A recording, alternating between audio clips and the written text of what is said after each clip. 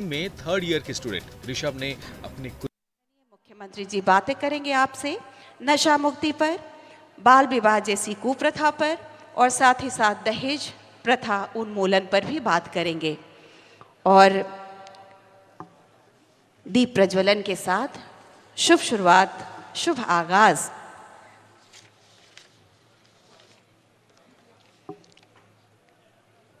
माननीय मुख्यमंत्री जी के द्वारा दीप प्रज्वलन कर इस सभा की शुरुआत की जा रही है।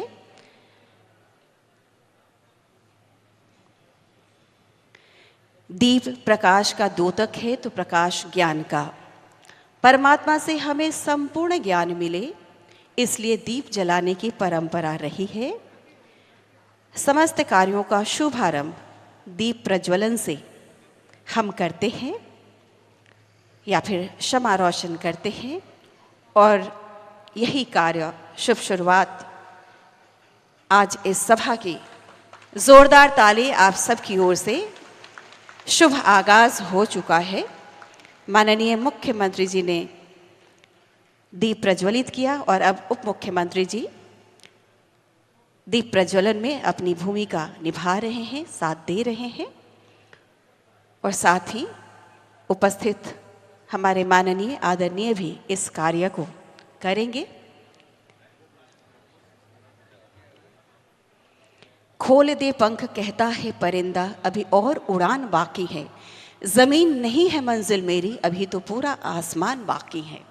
और यही सोच के साथ हम सबको अपने बिहार को प्रगति पथ पर ले जाने की कोशिश करनी है, प्रयास करने हैं, और अपनी सरकार के साथ कदम से कदम मिलाकर चलना है।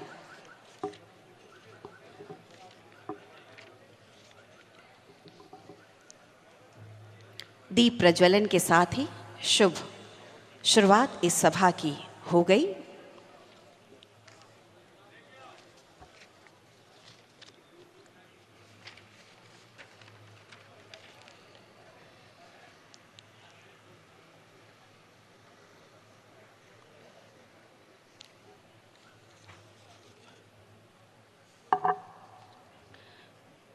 तूफानों के काफिले आएंगे गुजर जाएंगे, कोशिश होगी तुम बुझ जाओ चुभेंगी हवाएं। विश्वास के बल पर तय हो जीवन का सफ़र, दीप तुम जलते रहना यूं ही निरंतर। और यही कोशिश, यही प्रयास हमें करनी है कि निरंतर बिहार को प्रगति पथ पर हम कैसे ले जाएं, इसी सोच के साथ हमें आगे बढ़ना है। बहुत बहुत धन्यवाद माननीय मुख्यमंत्री जी, माननीय उप मुख्यमंत्री जी। और हम अनुरोध करेंगे माननीय मंत्री कला संस्कृति एवं युवा विभाग स्व प्रभारी मंत्री अररिया श्री आलोक रंजन जी माननीय मुख्यमंत्री जी का स्वागत करना चाहते हैं पाग से और अंग वस्त्र देकर। तो कृपया आग्रह है कि स्वागत करें माननीय मुख्यमंत्री जी का। हम अनुरोध करते हैं आपसे, माननीय मुख्यमंत्री जी का स्वागत करेंगे श्री आलोक रंजन जी, माननीय मंत्री कला संस्कृति एवं युवा विभाग स्व प्रभारी मंत्री अररिया। अपने भावनाओं का उद्गार स्वागत करेंगे माननीय मुख्यमंत्री जी का अंग वस्त्र और पाग देकर। जोरदार ताली, ये स्वागत अररिया जिला की ओर से है। और माननीय उप मुख्यमंत्री जी का भी स्वागत कर रहे हैं। बहुत बहुत आभार। और आइए आग्रह करें, आसन ग्रहण करेंगे और अब अनुरोध करना चाहेंगे स्वागत संबोधन हेतु हम अनुरोध करते हैं अपर मुख्य सचिव मद्य निषेध उत्पाद एवं निबंधन विभाग बिहार श्री के पाठक जी, कृपया अपने शब्दों में सभी का स्वागत करें। देवियों और सज्जनों, मैं समाज सुधार अभियान के इस पूर्णिया पड़ाव पर माननीय मुख्यमंत्री जी का स्वागत करता हूं। साथ ही मैं मंच पर विद्यमान माननीय उप मुख्यमंत्री महोदय का भी स्वागत करता हूं। मंच पर आसीन अन्य माननीय मंत्रीगण एवं जनप्रतिनिधिगण, उनका भी स्वागत करता हूं। साथ ही मैं पटना से आए वरीय पदाधिकारी और अन्य सदस्यों का भी स्वागत करता हूं। मैं मुख्य रूप से आप दीविका दीदियों का स्वागत करता हूं जो पटना प्रमंडल से आई हैं, और आपकी यहाँ पर उपस्थिति एक बहुत बड़ा संदेश इस समाज सुधार अभियान के लिए देती है। मैं जीविका दीदियों को यह भी बताना चाहता हूँ कि इस समाज सुधार अभियान के आप सबसे प्रमुख अंग हैं।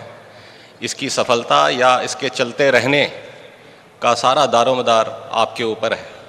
तो मैं आप सबका इस सभा में तहे दिल से स्वागत करता हूँ। अंत में मैं अपने मीडिया कर्मियों का भी स्वागत करता हूँ और इस सभा में उपस्थित अन्य सभी देवियों और सज्जनों का स्वागत करता हूँ। धन्यवाद। स्वागत संबोधन के लिए बहुत बहुत धन्यवाद सर। अपर मुख्य सचिव मद्य निषेध उत्पाद एवं निबंधन विभाग श्री के पाठक जी और हमारी जीविका की दीदियां अपना अनुभव साझा करेंगे हम सबसे। आप इसलिए मंच पर आमंत्रित की गई हैं दीदी क्योंकि आपने समाज में बेहतर कार्य किया है और अपने कार्यों के कारण आज आपकी पहचान बनी है, इसलिए इस मंच पर आज आप आमंत्रित की गई हैं।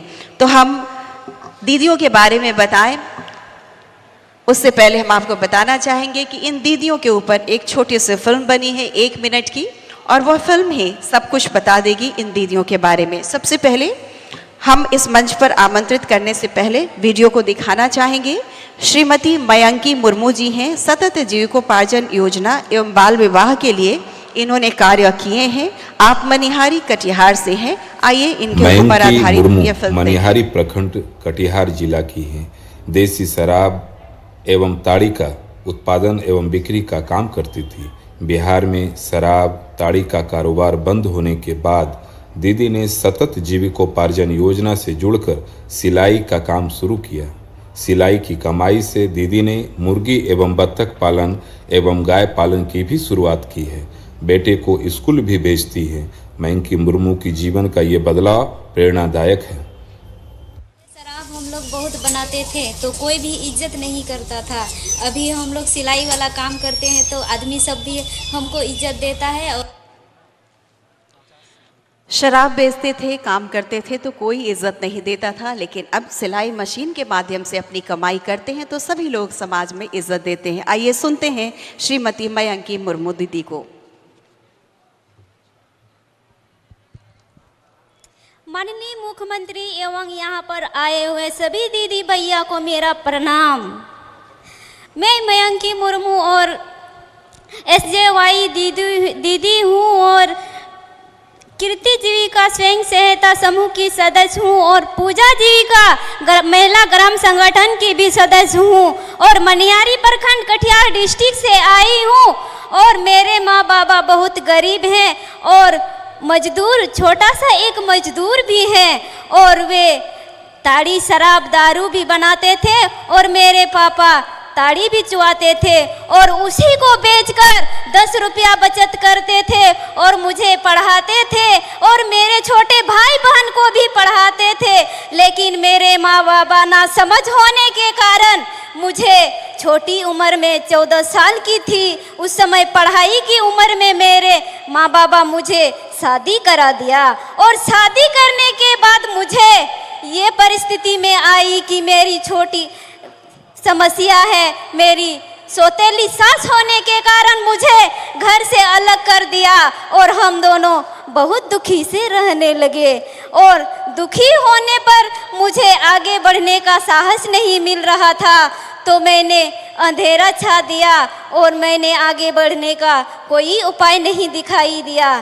तभी मैंने सोचा मेरे पति बाहर जाकर कुछ पैसे कमा कर लाए और मैं तभी अपना माँ बाबा के साथ रही और कमा करके लाए और तभी मैं एक छोटा सा झोपड़ी बनाकर उसी में रहने लगे और उसी में रहकर कुछ दिन बाद मेरा एक छोटा बच्चा हुआ।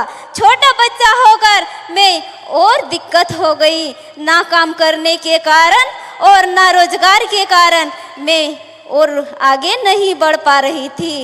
लेकिन मेरे पास बेरोजगार होने के कारण हम भी दारू बनाने लगे और मेरे पति भी ताड़ी चुआने लगा और उसी को बेचकर 10 रुपया करते करते बचत करते करते उसमें हम दोनों खाना खाने लगे और अच्छे से रहने लगे। कुछ दिन बाद हम दोनों को प्रधानमंत्री कौशल विभाग योजना से इंदिरा आवास योजना मिला। इसके बाद में हम दोनों घर बनाने शुरू किए और घर बनाने शुरू कर दिए तो घर पूरा भी नहीं हुआ। उतना में ही मेरा पति बीमार हो गया और बीमार होने के कारण मैं उसको अड़ोस पड़ोस के डॉक्टर से दिखाई, लेकिन वो बच नहीं पाई और कर्ज लेकर मैंने बहुत कटिहार के डॉक्टर से दिखाया, लेकिन वो बच नहीं पाया और देहांत हो गया। और देहांत होने के बाद मैं बेसहारा हो गई और अनाथ हो गई। मैं आगे बढ़ने के लिए रास्ता ही खो डाली, लेकिन मेरे माँ बाबा ने मुझे सहारा दिया और मैं भी खुद अपने दिलों से कहा, ए दिल, तुझे मेरी कसम, जिंदगी में जैसा भी दुख आए तुम गुजार लेना। और मैं अनाथ होने के बाद मैं आगे कुछ नहीं सोचने के बाद मैं पापा के पास चली आई। लेकिन पापा के पास भी आकर मेरे पास रोजगार नहीं होने के कारण मैं भी दारू बनाने लगी और दारू बनाने लगी तो मैं अनाथ होकर मैं मेरे गांव समाज में नीच समझने लगा और मुझे गलत आंखों से समझने लगा और देखने लगा। लेकिन मैं सोचती थी कि कब मुझे ये दारू शराब से छुटकारा मिले और मुझे और दूसरा रोजगार मिले। तभी मैं कुछ दिनों बाद मुझे जीविका कौशल विभाग से सिलाई का ट्रेनिंग दिया जाता था, तो मैंने वहां जाकर सिलाई ट्रेनिंग लिया और ट्रेनिंग लेकर भी मेरे पास कोई पैसा रुपया नहीं था कि मैं सिलाई को आगे बढ़ाकर मैं अपने पैरों पर खड़ी हो सकूं। लेकिन कुछ रोजगार नहीं होने के कारण मुझे संगठन के लोग आए जीविका से और मुझे पूछे, दीदी आप बहुत अनाथ हैं, बहुत बेसहारा हैं, आप एक दुकान लीजिए। तो मैंने बोला, दीदी मैं दुकान नहीं ले सकती, मेरे पास एक हुनर है सिलाई का, मैं सीखी हूँ, क्या आप सिलाई दे सकते हैं मशीन? तो दीदी ने हाँ किया और मुझे नाम लिख कर गई और नाम लिख कर ले जाने के बाद मुझे ट्रेनिंग में बुलाया गया और ट्रेनिंग में पहुंच गई और ट्रेनिंग में जाने के बाद ट्रेनिंग लिया। इसके बाद मैंने ट्रेनिंग से आकर कुछ दिन बाद दीदी दुकान बनाने के लिए एक घर दिए, मैंने चेक दिया 10,000 का और मैंने दुकान घर बना लिया। और कुछ दिन बाद दुकान घर बनाने के बाद मुझे सिलाई का मशीन दिया और कुछ कपड़े और मैं अच्छा से अभी चला रही हूँ और उसी से मैं अपने बच्चे को भी पढ़ा रही हूँ और उसी दुकान से मेरे सिलाई से बचत करके 10,000 अपने बैंक में जमा की हूँ और मैं अच्छे खाना खा रही हूँ। और उसके बाद में मेरी दीदी भी, एक बड़ी दीदी गुजर जाने के बाद मेरा एक दीदी का बेटा और एक बेटी भी बेसहारा हो गई। इसके बाद में मैं भी मेरी दीदी का बेटा को भी अपने बोझ में ले लिया और दोनों बेटा को अभी उसी दुकान की बचत से पढ़ा रही हूँ और आगे बढ़ रही हूँ, अच्छा खाना खा रही हूँ। अभी मैं आगे बढ़ने का साहस भी मुझे मिला है और जीविका से मुझे राशन कार्ड और पेंशन और वोटर आईडी कार्ड भी बनवाने के लिए मदद मिली है और मैं राशन और पेंशन भी मिलने लगी हूँ और मैं अच्छी से जी रही हूँ। और मैं आप लोगों से यही विनती करती हूँ कि सभी दीदी अपनी बेटियाँ और दीदी को छोटी उम्र कम उम्र में शादी न करे ताकि मेरे जैसा कोई भी दुख न कष्ट न सह सकेंगे। और माननीय मुख्यमंत्री, मैं आपसे भी विनती करती हूँ कि मुझे आगे बढ़ने की राह बताए और मैं सभी दीदी भैया को प्रणाम करती हूँ। धन्यवाद दीदी, आपकी भावनाओं को हम सब समझते हैं। यह है ताकत माननीय मुख्यमंत्री जी के द्वारा चलाई गई आप सबके लिए सतत जीविकोपार्जन योजना की ये ताकत है जो इतना बढ़िया तरीके से दीदी आकर यहाँ पर अपनी भावनाओं का उद्गार इन्होंने किया है। आइए अब हम देखेंगे वीडियो श्रीमती आलिस किस्कू जी का और इन्होंने कार्य किया है दहेज प्रथा उन्मूलन के लिए और आप दीघल बैंक किशनगंज से ताल्लुक़ रखती हैं। आइए देखते हैं ये वीडियो।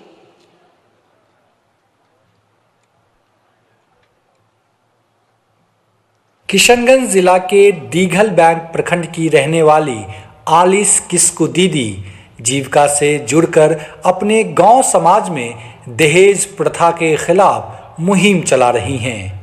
जीविका की अन्य दीदियों के साथ मिलकर वे दहेज प्रथा के दुष्परिणामों के बारे में लोगों को बताकर जागरूक कर रही हैं।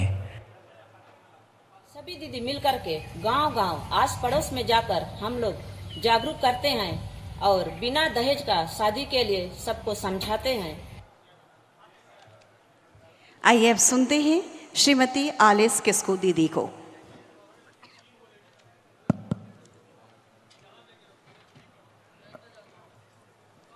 मंच पर उपस्थित मुख्यमंत्री भैया, यहाँ उपस्थित सभी दीदी भैया को मेरा प्रणाम जोहार। मेरा नाम आलिस किस्कू है। मैं दीघल बैंक प्रखंड किशनगंज जिला की रहने वाली हूँ। चंपा जीविका स्वयं सहायता समूह की अध्यक्ष हूँ। किरण जीविका महिला ग्राम संगठन की सचिव हूँ तथा रौनक जीविका महिला संकुल स्तरीय संघ की अध्यक्ष हूँ।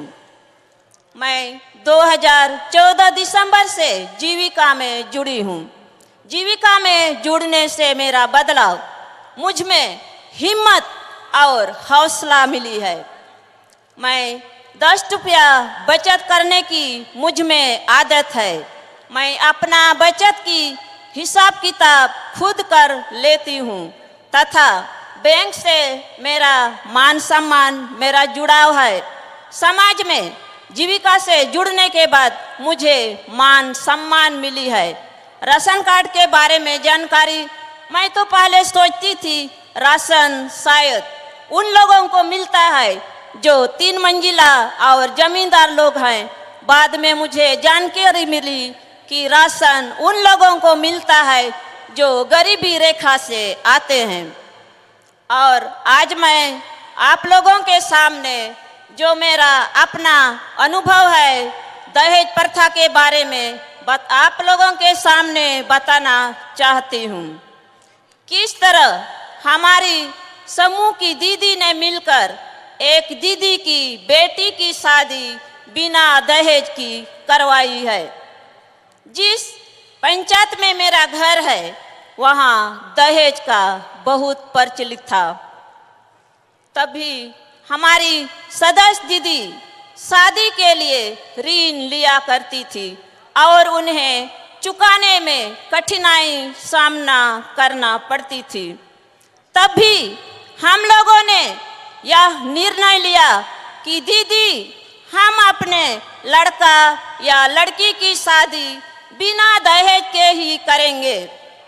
एक दिन किरण जीविका महिला ग्राम संगठन की बैठक में सोनी जीविका स्वयं सहायता समूह की दीदी नगीना खातून ऋण की मांग कर रही थी। उद्देश्य पूछे जाने पर दीदी ने बताई, मेरी बेटी की शादी तय हो चुकी है, मुझे लड़के वाले दहेज की मांग कर रही है। दहेज के लिए हमें ऋण की अति आवश्यकता है। हम लोगों ने दीदी को मिलकर समझाए। दीदी तो समझ गई क्योंकि दीदी समझदार है।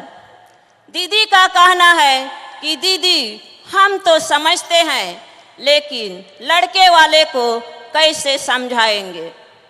समूह दीदी सदस्य मिलकर के हम लोगों ने लड़के वाले को समझाने की कोशिश की, लेकिन लड़के वाले मान ही नहीं रहे थे क्योंकि लड़के वाले को तो दहेज चाहिए तो चाहिए। लड़की आपको पसंद है तो फिर दहेज क्यों ले रहे हैं? दहेज एक कानूनी अपराध है।